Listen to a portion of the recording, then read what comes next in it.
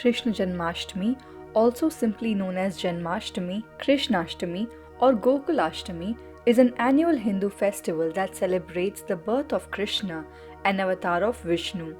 In certain Hindu texts, like Bhagavad Gita, Krishna has been identified as the supreme god and the source of all avatars.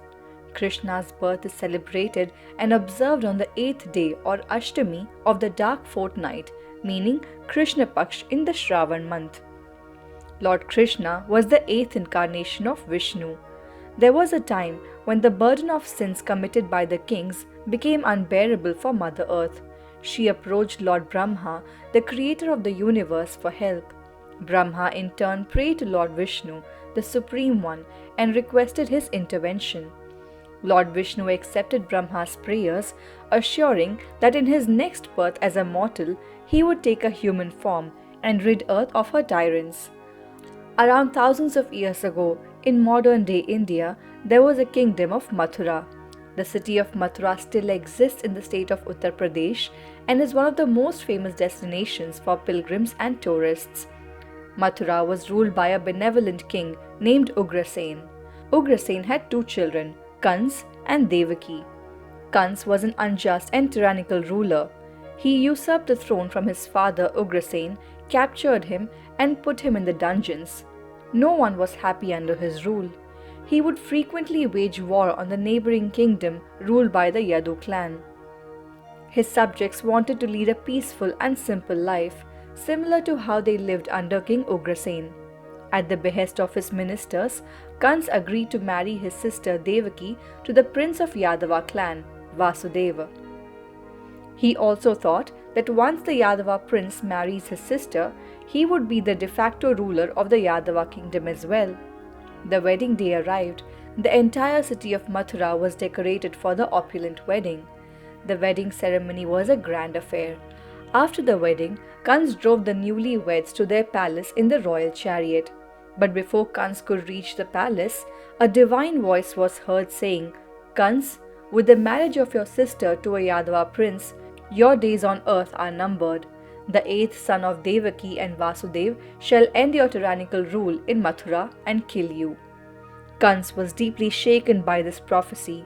In a fit of rage, he drew out his sword and moved towards Devaki with an intention to kill her. He thought that with Devaki dead, a son could never be born to her. Hearing this, Vasudev fell to his knees and begged mercy. He promised that he would personally hand over each child born to him and Devaki to Kansa. Kansa could kill the baby and thus ensure that the prophecy never came true. Kansa's rage began to wane away, but to ensure Vasudev kept his word, he imprisoned both Vasudev and Devaki in the dungeons and ordered his men to keep a strict watch on them. Every time Devaki gave birth to a child, Kansa's men would inform him. He would then visit the dungeon and kill the baby by smashing their heads against the prison walls. By the end of 8 years, Kansa had already destroyed 7 children born to Devaki and Vasudev. In the 9th year, Devaki was expecting her 8th child. She knew the fate of her child and was extremely worried. She had seen her brother murder 7 of her children. Sleep overtook her misery as she lay in her dungeon. Kansa too felt very uneasy as he feared that the prophecy might come true. That night was like no other. Heavy rain and stormy winds threatened to destroy everything they touched. The holy river of Yamuna, which was always in a state of tranquility, assumed a monstrous form. It broke its embankments and swelled like an ocean. Exactly at midnight, Devaki gave birth to her 8th son. As soon as the child was born, the prison cell was filled with a bright light. It was as if 1,000 suns had descended at once into the dark and dingy cell. Vasudeva was awakened by this bright light. He saw that Devaki was in deep slumber and a little baby was lying beside her. Just then, he heard a divine voice. "Vasudev, get up. This is your newborn son. Take him to Gokul where your friend Nand and the head of the Gopa tribe lives, and leave your son in his house. He will be safe in their house." The divine voice continued, "Yashoda has also given birth to a daughter tonight. Nand and Yashoda are unaware of the birth of their daughter, leave your son in their house, and bring their daughter back to the cell. They, along with the entire world, will think that this child is their own son. They will take care of your child as their own son. Saying this, the bright light went out. The prison cell was dark once again. Vasudev cuddled the little boy. He kept the child in a basket and started thinking of ways to leave the prison without being noticed by anyone. As soon as the child was put in the basket, the iron door of his cell opened by itself. Vasudev stepped out and was surprised to find that all the guards were sleeping, as if under a magical spell. Vasudev came out of the prison unnoticed, carrying the basket on his head. He came to the banks of Yamuna and noticed that the river had swelled so much due to the heavy rain that it felt like an ocean. With no other means in sight, he started crossing the river on foot. He was worried that both he and his child would be swept away by the strong currents of the river. Before leaving his cell, he had covered the basket with a piece of cloth to protect the child from rain. It seemed that a mere piece of cloth was no match to the torrential rain which showed no signs of ebbing. Just then, Vasudev noticed a huge multi-headed snake was moving towards them. Though terrified, Vasudev did not stop. The snake covered Vasudev and the child with its hood, effectively protecting them from the rain. This snake was Adi Anantashesh, or simply Sheshnag. Lord Vishnu rests on Adi Anantashesh. Adi means beginning, and Anant means never-ending. It is believed that Shesha was present before the universe existed and will be present when everything else will cease to exist. Adi Shesh also took a human form along with Krishna. He was born as Balaram, Krishna's elder brother. To know the full story of Anantashesha, watch the video linked in the comments below. Vasudev crossed the river comfortably and reached Gokul.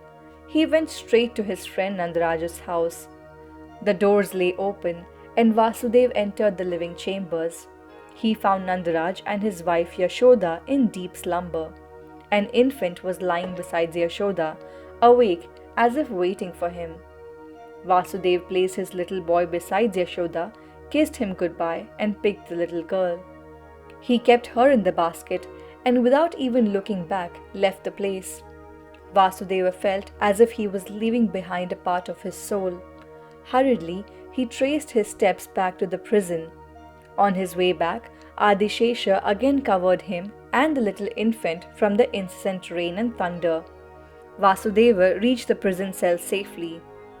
As soon as he placed the baby beside his wife Devaki in the prison cell, the infant gave a loud cry.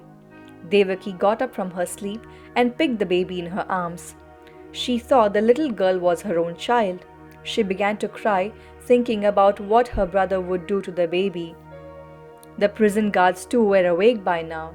They immediately informed Kansa about the newborn. They also informed that the newborn was a girl and not a boy as prophesied. Kansa hurried to the dungeons. He did not want to take any chances. The prophecy had clearly mentioned that the eighth-born child of Devaki would be the reason for his death. He would eliminate the baby, whether a boy or a girl. On reaching the prison cell, Devaki pleaded to her brother, "Oh brother, have mercy on this little child. She is a girl and not a boy. You have nothing to fear. The prophecy has now been proven wrong. Spare her life, I beg you." Kansa was unmoved. He snatched the baby away from Devaki's hands and threw her against the wall. But the baby did not strike the wall.